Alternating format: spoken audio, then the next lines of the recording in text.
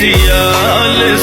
आज हम आपको बताते हैं करीना कपूर बॉलीवुड की मशहूर अदाकारा जिनकी फ़ैन फॉलोइंग बहुत ज़्यादा अच्छी और हमेशा रहती हैं खबरों में इन, जो शादी के बाद भी लोगों के दिलों पर कर रही थी राज, मगर आजकल वो चली गई हैं बहुत ज़्यादा डिप्रेशन में। वजह इसकी है क्योंकि इनके फ़ैन बन गए हैं इनके जानी दुश्मन।